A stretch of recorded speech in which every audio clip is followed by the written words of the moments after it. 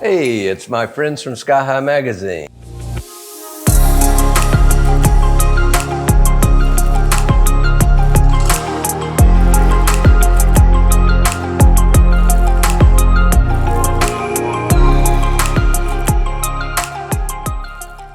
So I'm a kid from North Carolina, grew up, went to university there. After university, I started working for the Coca-Cola company.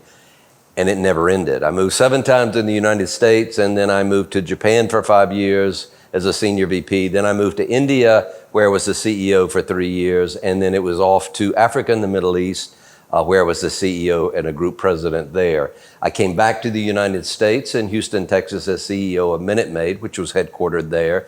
And that's the place where I met my business partner, Robert Del Grande, who happens to be a James Beard awarded chef with a PhD in biochemistry.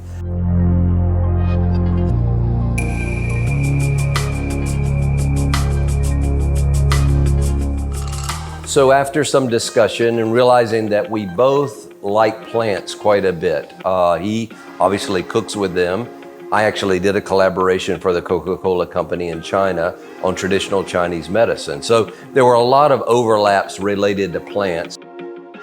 The plants we use and the way that we use them highly differentiates our gin from everyone else. So fresh grapefruit and lime peels used in almost zero gins. They almost always use dried citrus. We never crush the plants to get the oils out. What we're trying to do is steep it like a tea, and we're trying to capture the upper floral notes. So many gins would operate under the idea of efficiency. We have to get the most yield out of it. Because we're trying to appeal to a person who doesn't really like gin, everything we're doing has zero to do about yield. It has to do only with making the best quality gin we can humanly make.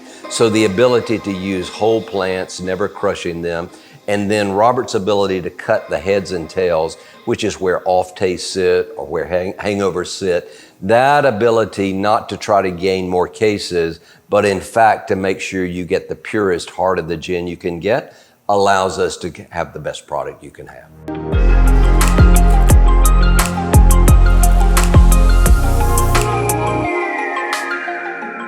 So the idea was, could we find a building that could inspire us to, in fact, create a building that could own its space on an alcohol shelf? So this is an example of that building. If you saw it up close, it looks nothing.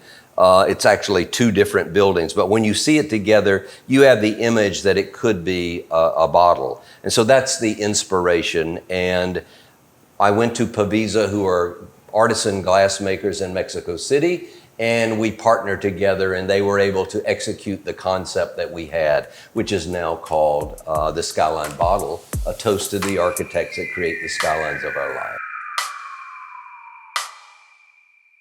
Anytime an entrepreneur starts up, he has the scale issue, which is you're not big and you live in a world with giants. So whether it's Diageo, Pernod Ricard, all the big liquor companies, or in this case, there's a 3-tiered system in the liquor business, and a big chunk of that sits with a distributor who has the ability to select you. You're not selecting him quite as much. And so you're constantly negotiating to try to find your space with these guys, and you're the smallest guy in town.